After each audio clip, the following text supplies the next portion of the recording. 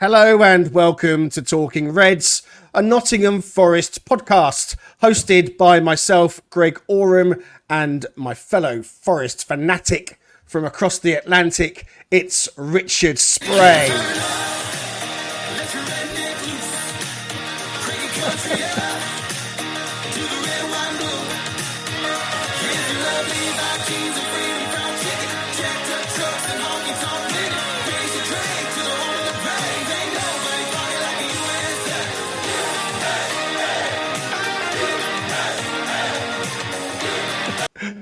How you doing, buddy?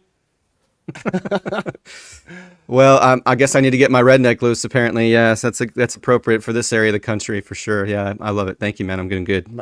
Afternoon to you guys, and morning to those from the US. You know, I'll keep them coming. You know that's my little tagline now to get things started as we head into game week 6 this weekend. Still unbeaten, and it's back at home after back-to-back wins. Or back-to-back away days, rather. Wish it was wins. Back-to-back away days to welcome the visit of Fulham. The Reds will be without their talisman, Morgan Gibbs-White, following his controversial red card last Sunday. So how will the tricky trees line up? Will Eliott Anderson get his chance to push up into the number 10 role? Or will it be Jota Silva, who will look to continue his influence on the team after a fine assist last week? To help Richard and I answer all those questions and more, we are in the company of Danscape, and making his Talking Reds debut, it's Paul Morley.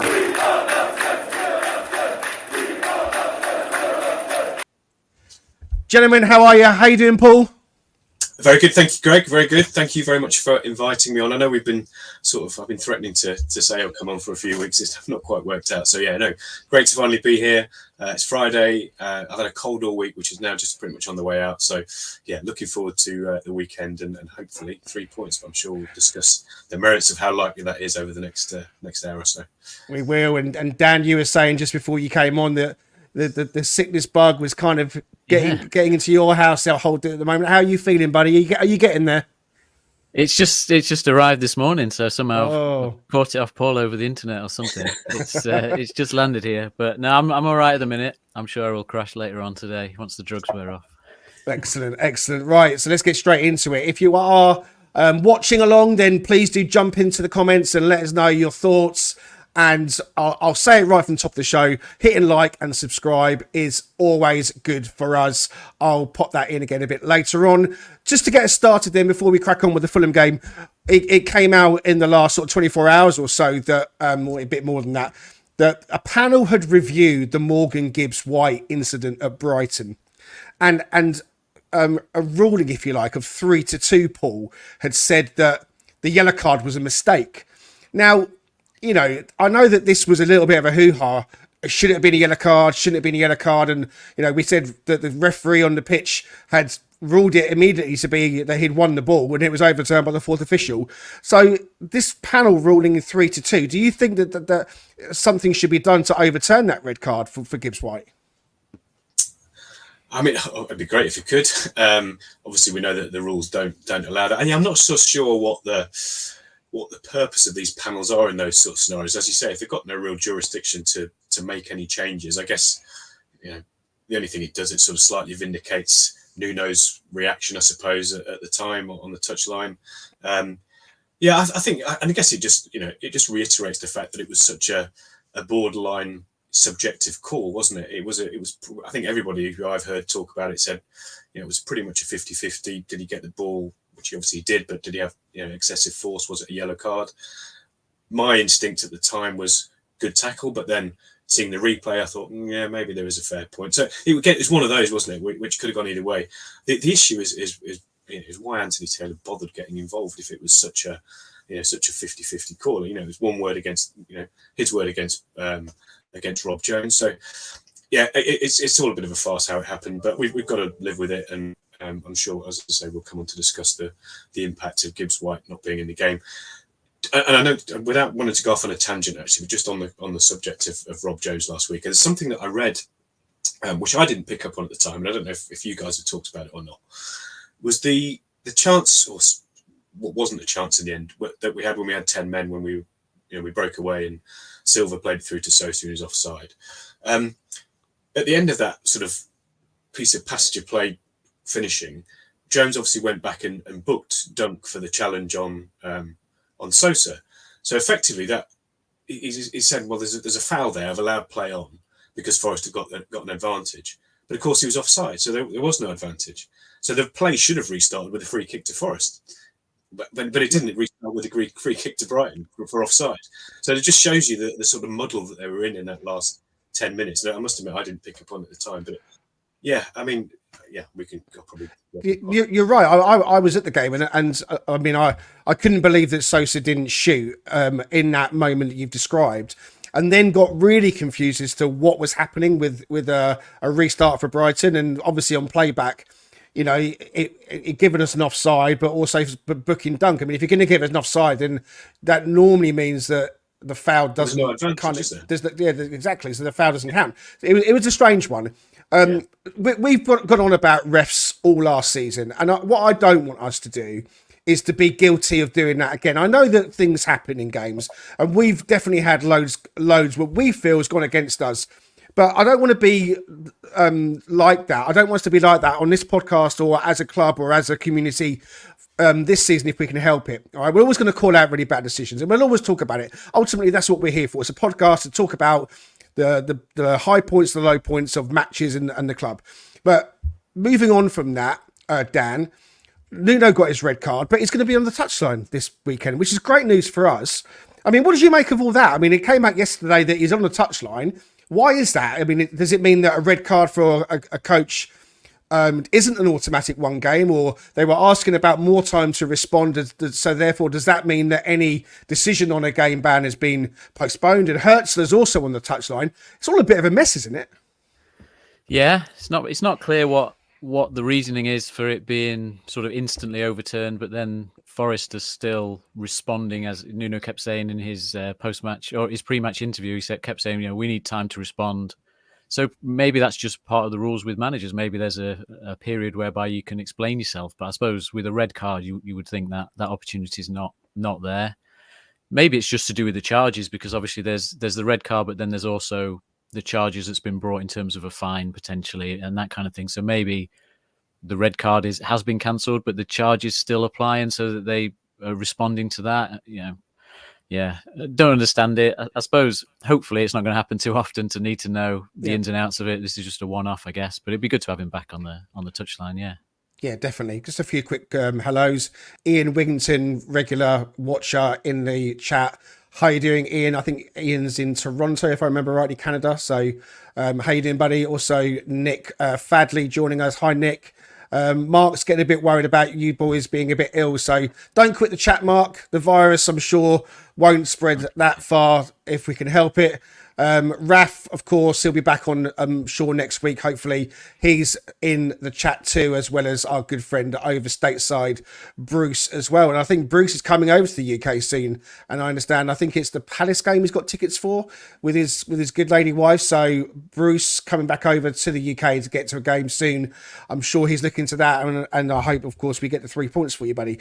Right, let's move on to the Fulham game then. Richard, how are you feeling about this one?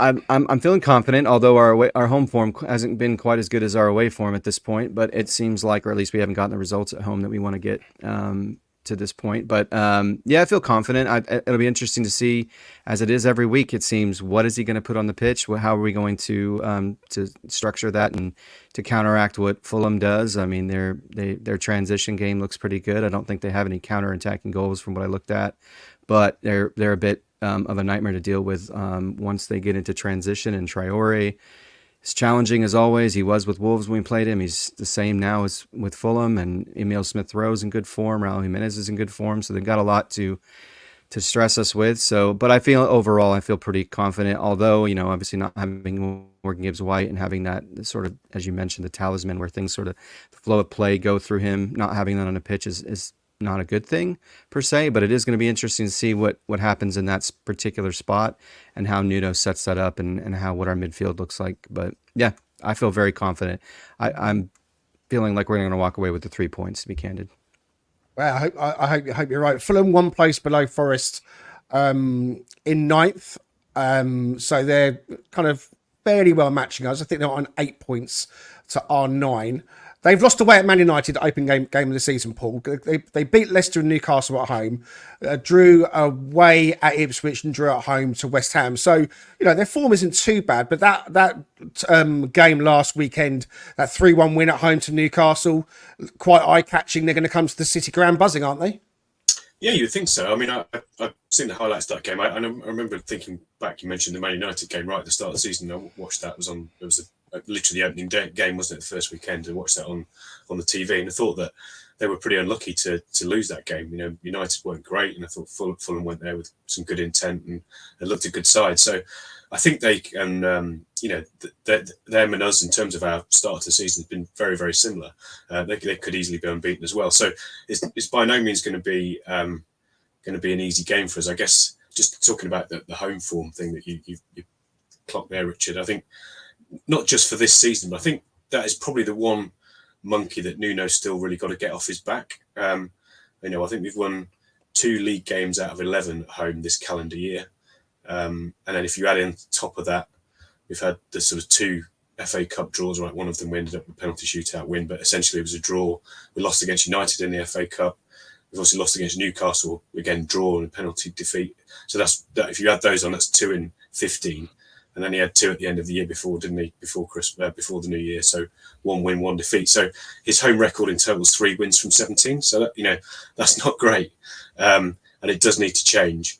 And I guess obviously the one positive going into this weekend is that the last time we won at home was against Fulham. So, I mean, can we put our finger on that, Paul? On why do you think? I mean, is it the way Nuno sets up? He just feels that he can set up better to be on the counter when you're away from home, which is quite often how we play. And obviously, when you're at home, you kind of expected to really have more of the ball and be more dynamic in your approach play. So, is it as simple as that, or is there more to it? I don't know. It's an interesting puzzle to sort of solve, really, isn't it? I mean, without going back, sort of harking back to the annals of time. I mean, in the late 80s when Clough used to set us up as a counter-attacking team at home back then, and we were pretty successful. We were successful under Cooper as under a counter-attacking team at home. Again, different style of play. I appreciate that. So I don't know if it's so much the setup. I mean, I guess I do give him sort of cutting some slack for those first few months of the year, when obviously that was around the time that points deduction happened, wasn't it? So there was a lot of external noise going off that just impacted, I think, morale as a whole. And I think it could probably be, that would have definitely impacted some of the results that we had around that sort of, first few months of this year. And then I went to Bournemouth. We should have won that game. Same sort of mistakes, not killing the game off when we could have done. And then the Wolves game, watched that on TV and I thought we were definitely good value for the win. So I think if we play like we did against Wolves more often than not, the wins will come. And I think now the whole squad's more confident, more established. That there's no reason to say that we shouldn't turn that around. But it's just the monkey we need to get off the back, I think. Yeah. A few more hellos I want to try and reference it. Yes, Raf, we know you're with us, buddy. And if you missed it, we're grateful you're contributing as well. Raf, we're going to try and get you on next week, buddy, to do some after Fulham chat. David in DC, good afternoon to you, as well as the other David, who he says, I think he's in Cognac. I could do with a Cognac. It is Friday after all. So I might be helping myself. I think Danscape, you could do with a Cognac to kind of get some of that. So yeah, definitely. Forest TV, and is with us. How you doing? And he's got a lot of confidence about tomorrow's game. Yep, I think Eminem, Murillo, and Milenkovic are definitely going to be unbreachable, we hope. So, Dan, who do Forest need to be wary of in that Fulham team? They've got a pretty good front four. It was spoken about on Forest Focus, I think, and in other places as well. Smith Rowe, Adama Traore, Alex Iwobi, Jimenez. They're not the only four. I mean, they've made some shrewd signings in the window. Anyone you're worried about in particular? I think there's a few. I think that perhaps the difference between us and Fulham is that they seem to have a little bit more distribution in who is involved in their goals. We, so far this season at least, it's very much been, Gibbs-White, the wingers, and Chris Wood that have really been instigators in most of our goals. So Fulham's threats come from Robinson at left back. They've had a goal involvement from I think it's Tete on the right back. So I think they have more variety in terms of how they create goals, perhaps, than we do, because we play that counter-attacking style. So yeah, there's a few to choose from. I think Andreas Pereira, although he's dropped back in that deeper role, is still heavily involved in everything they do. A lot of their build-up play goes through him, so he probably stands out. But I think maybe Iwobi is that surprise play. Oh, Dan just froze. You still there? Yeah. Yeah, there he is. Yeah. You just I'm give me back. the. Sorry, I think we had your sex Hmm. sex face there for a moment, mate. That's not that one. No. I thought it was that virus getting into your computer, Dan. This is it. It's spreading big time. Yeah, so I was going to say, I think Iwobi is perhaps that surprise, like under the radar threat that you don't expect, because he's on the same side as Robinson. I think he drifts around the pitch a little bit, and yeah, because you're worried about Smith Rowe. He's an obvious threat. You're worried about obviously the striker and Traore's pace and things like that, and maybe Iwobi's the guy who floats into the space that you then leave because you're covering those other players. So they've got a few threats, definitely. So yeah, it'll be interesting to see how they approach the game, because I don't think their away form's particularly good. I've not looked, but I seem to remember last year when I was watching some of the other podcasts previewing Fulham saying that they're fine at home, but away from home they really struggled, and they've only picked up a point this season away from home.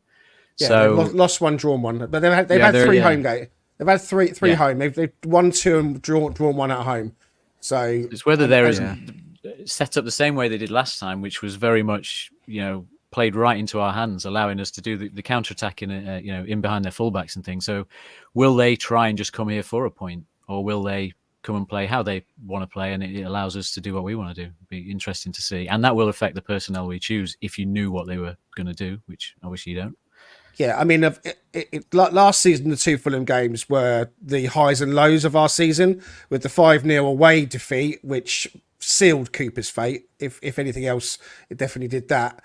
And then, of course, the home game, first half especially, was an absolute masterclass. I mean, I think it's the best I'd seen us play for a long, long time.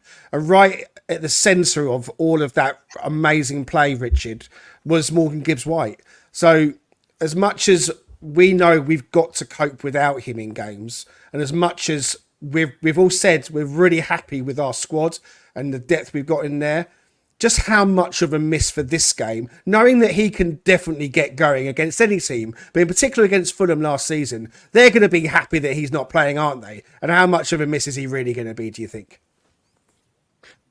I think there's it's layered in two ways, right? The first thing is just the flow of play that goes through him, the way that he can help lead the attack, and the versatility with which he has, and he will drop back and he'll defend as well, and just the energy and the way that he sort of gets everybody fired up, in the same vein as what maybe a Stuart Pearce used to do back in the day, that kind of approach to things. So that leadership that he provides is not on the pitch as it relates to, I mean, maybe James Ward-Prowse, right? What kind of experience he has and the history he has with the kind of way that he played at Southampton, and he was sort of their talisman, right? So maybe having him on the pitch and the value that he can bring from that perspective will be good, but you can't match the energy and the intensity that he brings.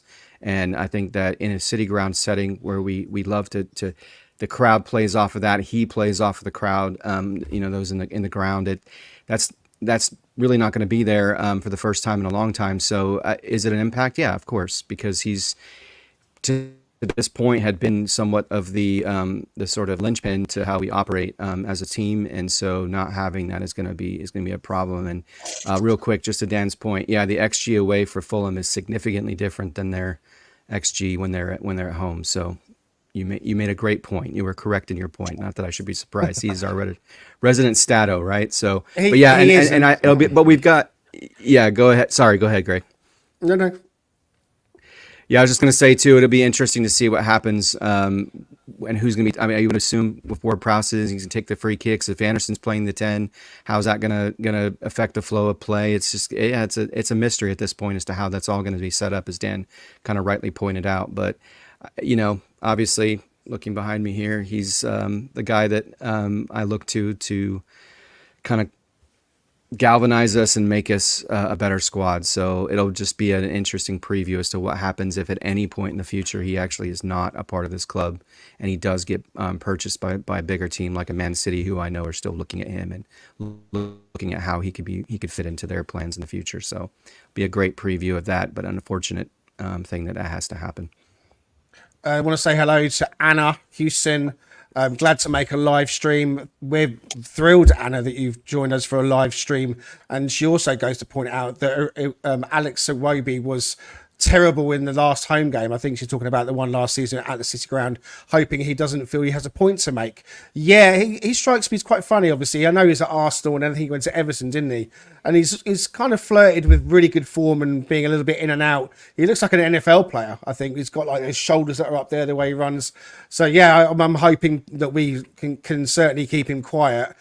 How are we going to line up then? That's the big question. All right. How are we going to line up? What's our personnel going to look like? So we've been talking about it all week. It feels like. I'm going to share my screen as we do usually to make it look a bit like this. So Paul, you thought about a team and you thought about a lineup and you suggested you might quite like to see this. And just for those listening, that's a back four unchanged of Sales in goal, Moreno left back, Aina right back, Eminem in the middle of defence, Miralem Milenkovic. And then a midfield three. So this is a 4-3-3. Ward-Prowse, Yates and Anderson. I mean, that's obviously interchangeable in terms of who's where in that three.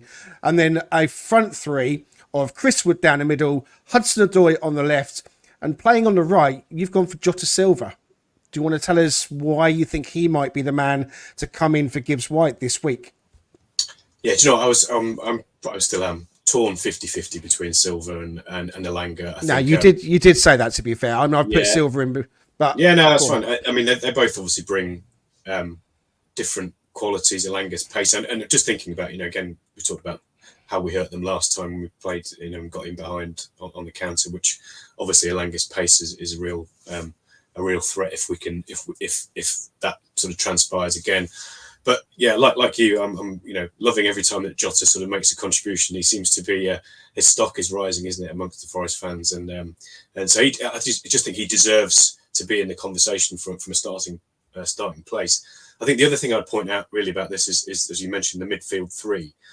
I think that was probably the one, and I know Singari sort of seems to be in the background now, but since we've lost him, we've had the two games. Obviously, Liverpool, where we went with the box midfield, and there was a brilliant setup. We packed that midfield, and we didn't really look light in there. I did think against Brighton with the two in midfield, that was probably, particularly in that first 15 minutes of the second half, we were getting overrun in that area. So that's why I'm sort of erring on having a blend of three in the middle. And I think if you think about those three together, you've got the sort of dynamism that Anderson brings, his ability to go past people. You've got Yates, tenacious, in your face, never taking a backward step. And then you've got Ward-Prowse, the sort of calmness on the ball, experience, and obviously we know the sort of range of passing that he's got and the threat from set pieces. So kind of if you were to create the perfect midfield player, it would effectively be if you blended those three together as an individual, I mean, you're not far from Zinedine Zidane, I don't think. You've got all the ingredients of pretty much the perfect midfield player, and obviously we haven't got that in one, but I think those three together, as they did at Liverpool, could be a key to making sure that showing up the middle of the park, but also giving license to fullbacks to go forward, because those three, or at least a couple of them at any time, can screen the defence and give us that flexibility to attack and overlap crucially with the fullbacks, which again we talked about Hudson-Odoi and how he likes to cut inside, but if Aina's there overlapping, that gives the opposition fullback two sides to think about rather than just sort of blocking off Hudson-Odoi for the cut inside. So that's why I think that blend works for this game. But yeah, obviously keen to hear what everybody else thinks, and both on personnel and shape. What about you, Dan? Then are you thinking a 4-3-3 could be the way we go, or more likely back to the 4-2-3-1? So firstly on formation, where are you at, and then who are you picking in your formation? I expect that we go 4-2-3-1 again. I think we replicate what worked against Fulham last time, and I think we sort of. I suppose we've got the benefit of having beaten Liverpool away is that we can kind of go into this game with a little bit less to worry about and go for it. And I don't mean go for it as in you just completely rule out worrying about the defensive side of the game, because that's where our points have come from this season. But we should have the confidence to go for it, I guess. So I think you go 4-2-3-1 in terms of formation, because what worked last time with Gibbs-White is a player in that position that was sort of on their defensive midfielder and just beating them at the duel. So I guess the big question is, if you try and replicate that, who's best to do what Gibbs-White did last time and just nick the ball around their holding midfielder, find that space to set something else up. And that's so who is that man then? Who are you picking? Come on. I mean, I've done the 4-2-3-1 and Potmob has automatically put it like that for you. I mean, if it was that, are you happy with that? I mean, is the personnel right? What are you saying? Come on. I'm looking around my camera to see that. It's yeah, I think Silva's probably the man, because I think he thrives in the chaos. I think he loves those split-second decisions. I think he seems to make good split-second decisions. I'm not sure what he would do if we got loads of the ball, which I don't think we will in this game. We still don't tend to have the majority of possession, and Fulham do. So I think it'll still be a case of he could be the man to just to nick into the space, just to win the duels, to be able to then set us up on the counter-attack. The question mark with him, what we haven't seen, is his sort of passing range, in the way that Gibbs-White does. I think we know that he's good in those chaos moments, as I like to think of them. So I think he could be the man for it, and I would probably just pretty much do a simple swap him in for Gibbs-White for this game and keep the other personnel the same. So I'd still have Elanga on the right, I think. So who out of You'd those have three Elanga on the right. Okay. Yeah, So who's getting dropped? So Ward-Prowse? Is that your mid? I think I'd go Anderson and Ward-Prowse. I think that's coming back to the fact that we can kind of afford to go for it in this home game based on the away form. We need a home win. We don't really need another home draw. So let's kind of approach it that way. And I think if Fulham do come here and play a little bit more defensive than they normally do away from home, then you need Ward-Prowse, because if they sit in and he gets more time on the ball, that's when he can pick out those passes onto the head of Wood or so on. And I think they are a little bit vulnerable at set pieces as well. So again, I think there's an overall benefit to having a Ward-Prowse-Anderson partnership at home for most games now. So, I mean, that is a great team. What stands out immediately is no captain in the form of Yates, no vice captain in the form of Morgan Gibbs-White. So that's maybe something to think about. Raf is talking about the leadership that's being required in the comments. But at the same time, Richard, Chris Wood, captain of New Zealand, he's in the leadership team as well. James Ward-Prowse, captain Southampton, he's obviously a leader as well. So Milenkovic as well, captain Serbia. So there's leadership now throughout the team. So maybe, how important is that? And so does that come into your thinking when you're thinking about an 11? Would you be happy if it's a 4-2-3-1 like that? Where are you at in terms of formation and personnel, mate? I'm gonna say something like Pete would say on Forward Focus. I don't know. I would kind of go. I would kind of say that the beauty of what we have now, and I don't want to oversell the notion of depth and versatility, and because we've talked about that ad nauseum, but I think it's relevant in this conversation because I don't think he's necessarily. Maybe I'm being too highly optimistic or hyper optimistic here, but I don't think he's necessarily going to have a wrong way of setting this up, because I could very easily make the argument that Jota's a perfect fit for the 10, and I think Anderson could do well in the 10. But I also could say I could see Sosa out wide instead of Elanga, just to give a little bit of a change up and make the opposing manager and Silva have to think a little bit. And as we've talked about Greg offline, Elanga, we know, functions very well in a super sub sort of role, because when you're starting to wear them out a little bit, then you bring him on and it makes it even more difficult for him. I know Anthony Robinson's a very pacey guy and he's a very savvy guy, so he could probably manage it. But I think throwing Sosa out there might be an interesting dynamic because of the kind of synergy he seems to have with Silva. We certainly saw that on display in the last match. So I'd be interested to see that. Personally, if I saw that, I'd be very happy, because I think just like Silva, he's played incredibly well when he's come on, and I think he can track back. He doesn't have the elite pace that Alenga has, but he has enough of it to, I think, be dangerous and pose a problem. So I'm going this way.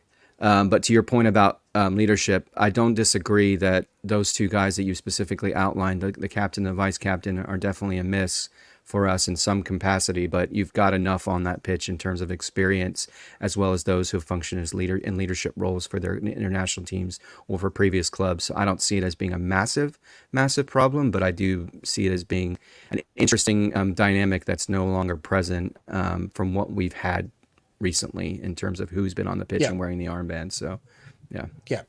So as it stands at the moment, your team is setting up with the Hudson-Odoi on the left, Sosa on the right, Silva in the 10, Ward-Prowse, Anderson in the midfield, Wood up top. So there's other options we talk about those, and I'm going to be controversial. I mean, Anderson, I'd bench him for this game. I know he's been brilliant. Don't come at me. Don't start abusing me. He's been brilliant, but he's played a lot of games. He started a lot of games. I could easily see Ward-Prowse and Yates for this game in the midfield, and Silva in the 10, Sosa on the right as it currently stands. You've got Elanga off the bench and Anderson off the bench as well then. And, it's become a very common thing that a lot of people are saying now. It's not about the starters. It's about the finishers as well, whatever you want to call them.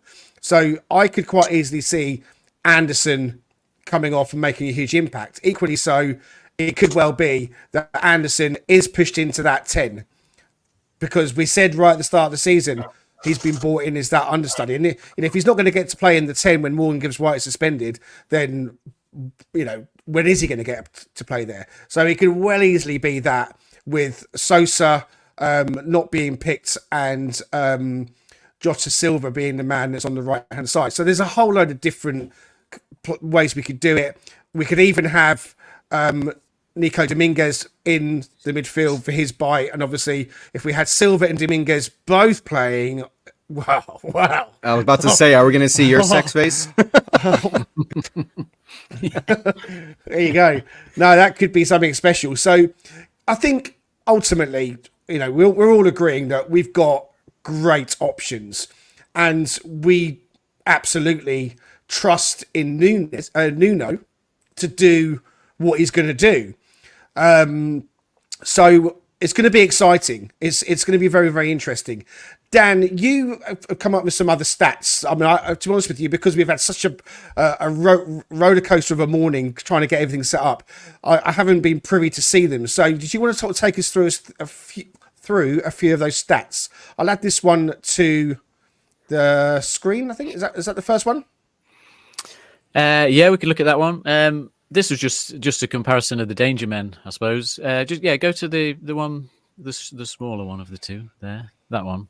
This was I suppose just looking at the danger men for them and us. So this is the players that are creating the most shots or involved in a passage of play that creates the most shots, and Andreas Pereira is top of that list, although most of that is from set pieces. So they are creating a lot of shots from set pieces, albeit I think they've only scored one goal from the end of that.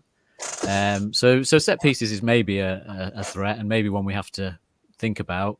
Most teams concede from a set piece every sort of 4 or 5 games, so we are due one. So there's no need to panic if we do end up conceding. Oh, we had one last. We had one on Sunday. That counts. That free kick. Yeah, I guess that. Yeah, a direct free kick. But yeah, so maybe there's a bit of a threat there from Pereira. He's heavily involved again, but again, Iwobi's the second one on that list. Look, he's above Gibbs-White in terms of his involvement in creating shots for Fulham, which shows you how involved he is, because we know that Gibbs-White is the main man for us.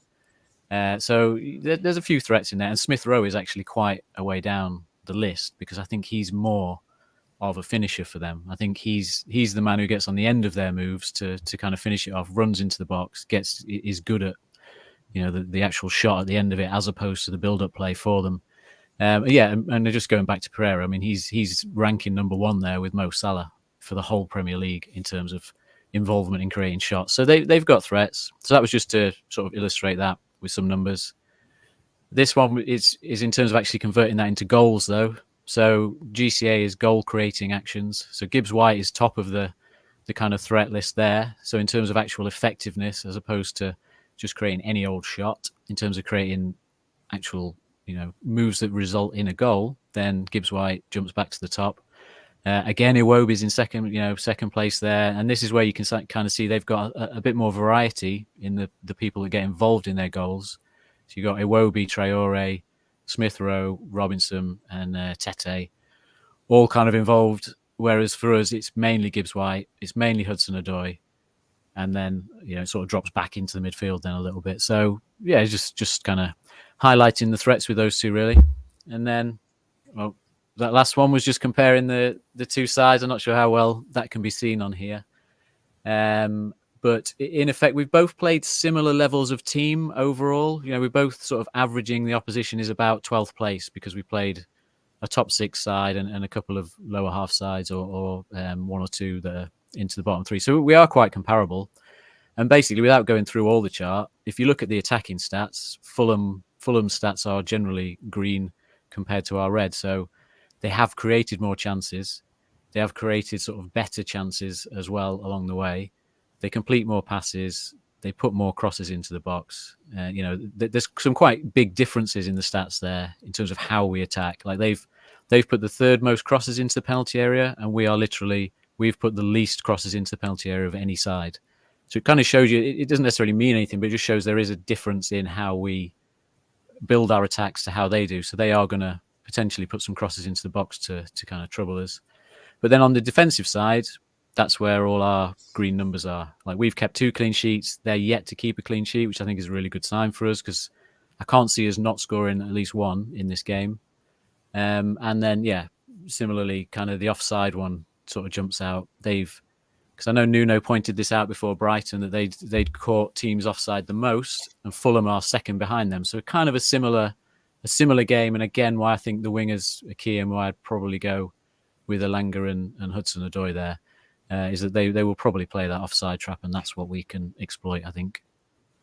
Yeah, listen, if we set up with our wingers at home like we probably will, then we won't be complaining. Maybe those coming off the bench to nick the win is more of an away day feature. A few comments that I've noticed going back to the leadership aspect. James Ward-Prowse was a name that I mentioned. Obviously, he has had the captaincy at Southampton, and I think one or two was suggesting that look, why not give it to James Ward-Prowse? David is not particularly sure that a loanee should be given the captaincy. I can understand you saying that, and that's fair enough. My view is that if James Ward-Prowse is at Forest, he's playing for Forest. He's got the red shirt on, he's in the Garibaldi. He's looking to get wins under his belt while he's there, and he is a natural leader. So I think utilising his leadership in an official sense with the armband is not something that I would particularly have a problem with. That's just a personal opinion. And also, as well, I want to say hi to Ryan, who has set up Forest Film Room on Twitter. He's been posting some really good snippets of lots of different Forest related media clips and videos. So at Forest Film Room, and Raf is right to point out it's an awesome bit of content. So please go and follow Ryan and at Forest Film Room as well. And hopefully Ryan said that he's going to perhaps cut up some of our bits and post our channel on there as well, which we're thrilled about. So thanks for that, Ryan. So one thing that has been a big hot topic, right, since we've been in the Premier League, and myself and Master Spray had a 45-minute conversation last night where he contacted me and said, I need to talk to you. And I was thinking, oh my God, what is it now? Richard needed to talk to me about the goalkeeping situation. and I was very grateful to have the conversation as well, because I had some stuff that I wanted to get off my chest about the goalkeeping situation. So I'm going to bring up the goalkeeping situation. It has been a hot topic ever since, and I pointed out to Richard, in my opinion, the reason why it's been a problem is that it all fell apart, more or less, when we decided we weren't going to give Brice Samba the contract he really deserved. And he thought, well, I'm just going to go back to France then. And off he went. And since then, we haven't really quite solved it, have we? And obviously, I'm not going to go through all the ins and outs of it, but Dino Henderson coming in and getting injured, having to turn to Navas, and they were obviously loans, and then signing two keepers that were never really fit in, and they weren't very good, and they never worked, and Turner was just a shambles. To then bring us up to getting Matt Sells in, who I've said on this podcast and in other places, he solved the problem. When he came in, we weren't talking about the goalkeeping situation half as much. He's not the best goalkeeper that's ever walked the planet, but he solved the problem, and he was the keeper that we needed to get that stability back into the team. And of course, I think that's meant that the goalkeeping position has automatically become a target for people to really comment on quite strongly. I think the abuse at Sells, or the criticism at Sells, has been what I term a little bit over-egged, in that I'm not saying he shouldn't get criticism, but I think he's been really highlighted sometimes, so maybe a little bit too severely. I'm not suggesting that I'd be against Carlos Miguel coming in. I think Carlos Miguel has got something to offer. But Paul, what is your thoughts, and the other boys as well, on the goalkeeping situation? I'm not in favour of making a change just for the sake of making a change. My view is that Sells is going to have to seriously cock up 2 or 3 times before Nuno makes that switch. Throwing into the mix as well that we did try and sign Kelleher apparently as well, so why would we trying to do that? The goalkeeping situation probably isn't settled, but is Sells the right man to get us through for the rest of the season? Good question. What are my thoughts? What I would say is I don't think we're anywhere near in this situation that we were this time 12 months ago. It's not an emergency, is how I would term it. Is it an opportunity to be better? Absolutely. But it's certainly not the emergency that it was this time last year. For me, Sells, I mean, whilst ever we're unbeaten, that Sells is not going to go anywhere. So even if he makes a rick, I think, and we win, I don't think he would be removed from the team. I do, and I've said this on a number of occasions, and I'll come back to your Kelleher point in a second. I do think Miguel. The only reason for buying Miguel was to buy him as a long-term number one. Now, what does long-term mean? Does that mean give him a season to find his feet, and then maybe next year we start integrating him?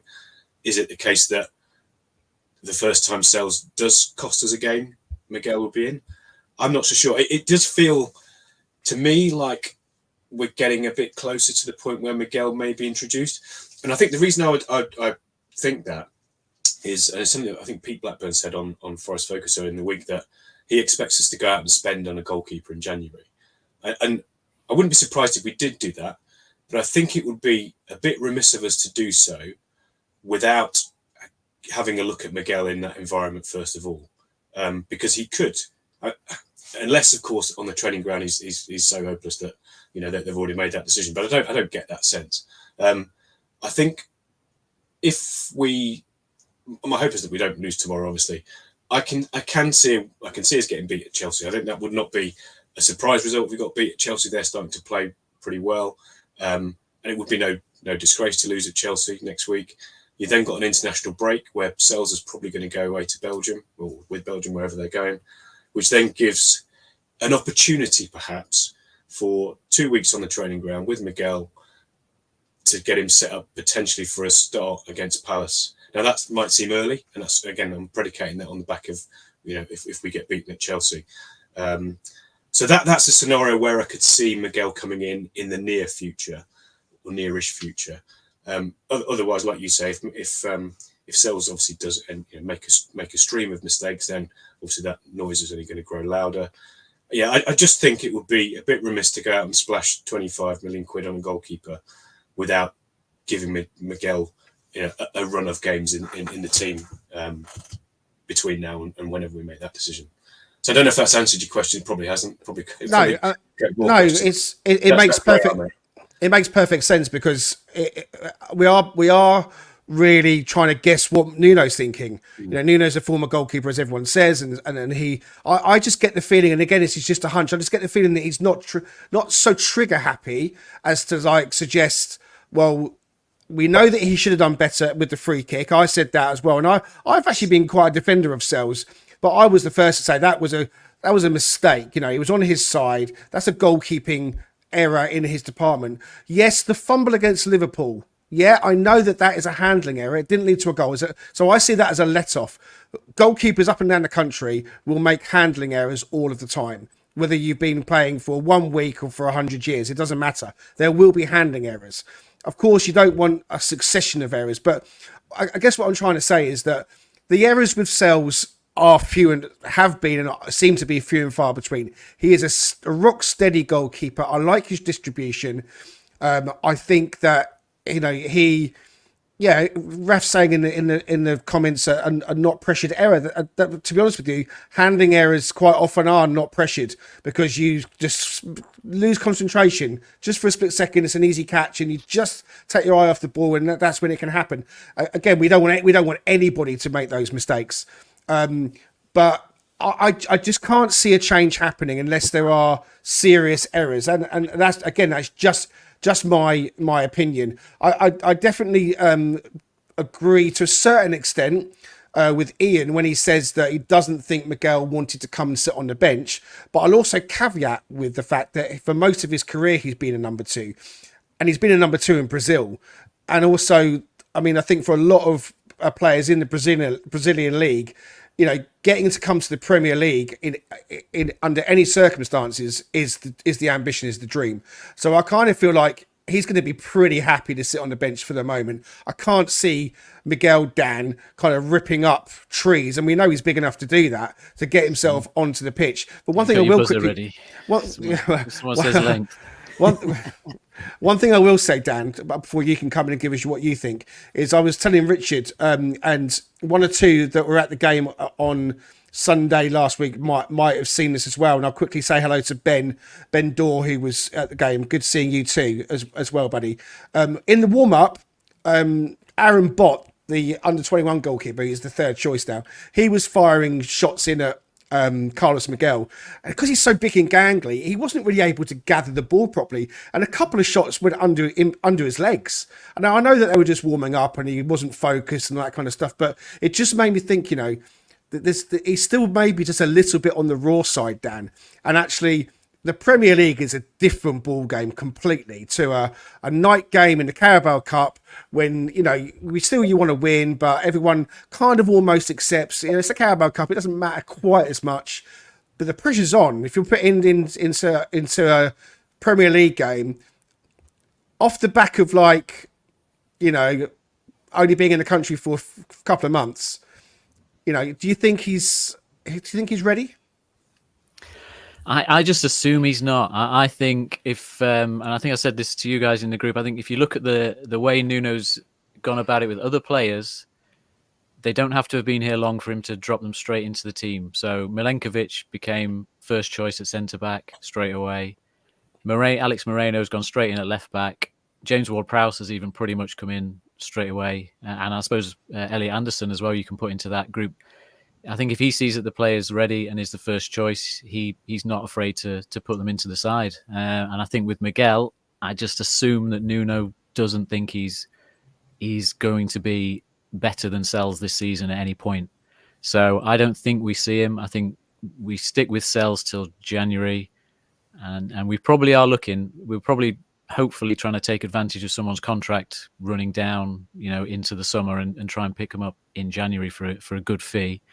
My personal view is that Sells has got some weaknesses that are a little bit harder to see than what we saw with Matt Turner. I think his command of the area for set pieces and crosses did cost us. We conceded set pieces at a higher rate when Sells came in than when Turner was there. And I think for whatever downfalls that Turner had, and there was a few, there's certain areas of Sells' game where he's probably not at the very top level because of those weaknesses, and they're not necessarily super obvious. I just think we got him for £6 million for a reason, because he's at that level, and we will be looking. And I said on the transfer one, biggest frustration for me is that, like you said, we haven't solved the issue. We've kept doing a stopgap, even when we could have signed Dean Henderson on a permanent. We didn't want to splash the cash because of his injury and stuff, and I think that's backfired when you see what he's capable of. We just don't seem to want to go all out for a goalkeeper. We're trying to get a good deal on it, and I think that's costing us. Bells is the goalkeeper I think we probably need at the moment. I don't think he's the goalkeeper long term. I think if he went down injured and Carlos Miguel came in, you know, we would be where we are. We don't have a third goalkeeper as well.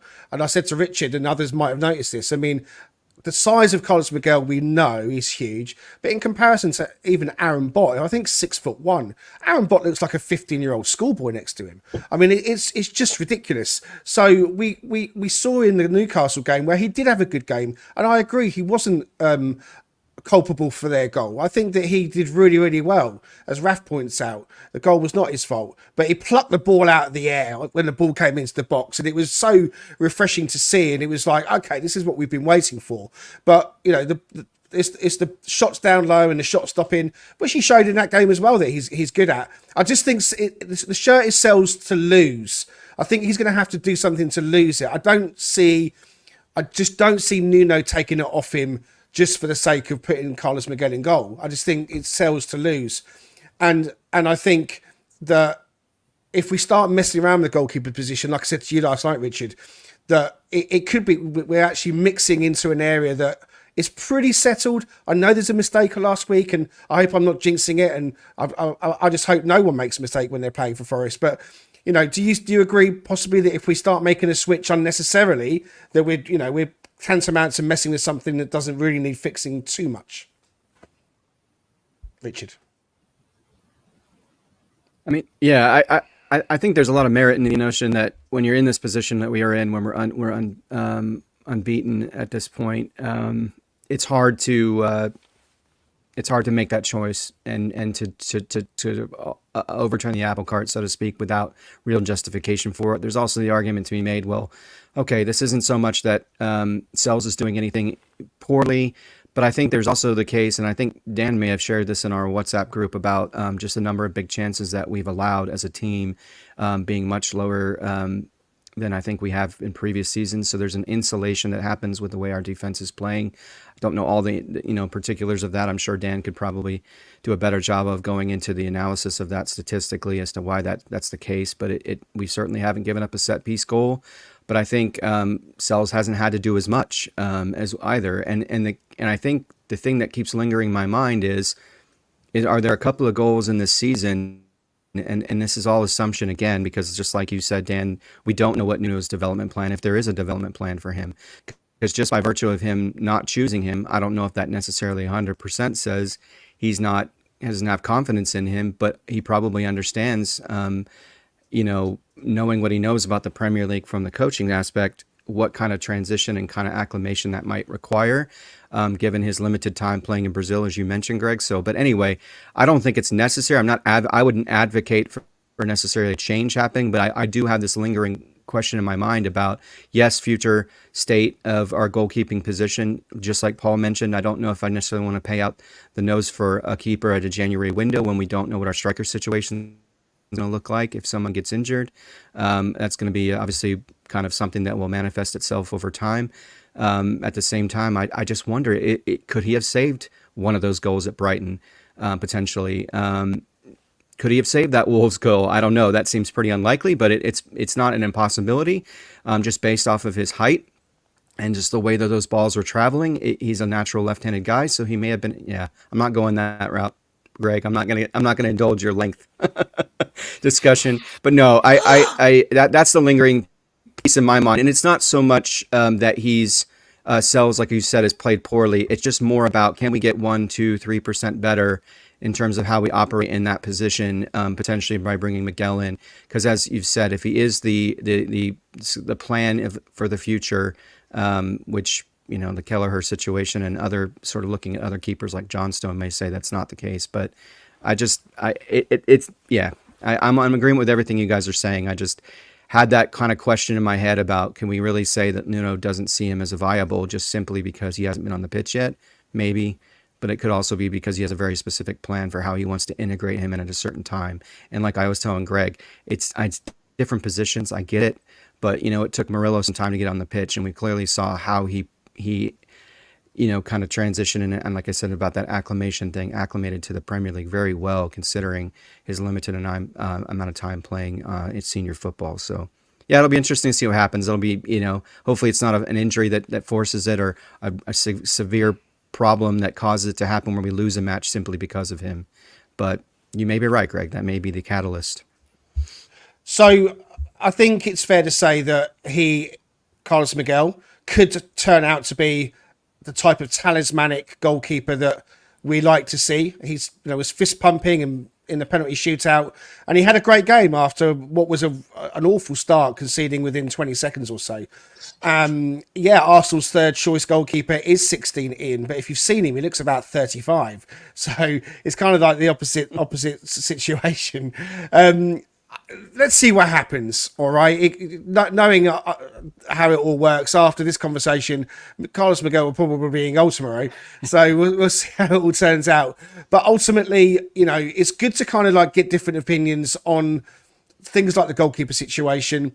I do hope that it's not something we talk about more and more. I really hope that, Matt Sells had a fantastic game tomorrow if he's in goal. And, sure, one or two of the goals that he's let in, Carlos Miguel might have saved, but I can think of one or two good saves that Matt Sells has made that maybe another goalkeeper wouldn't have done. There was that one against Danny Welbeck on Sunday that he did really, really well with. So he's made some important saves for us. And what I was saying is that I think the criticism has been a bit over-egged, in that a little bit harsh. I think he deserves criticism where it's due, but, he's an average to kind of better than average goalkeeper. But for the moment, I think we should be sticking with Matt Sells.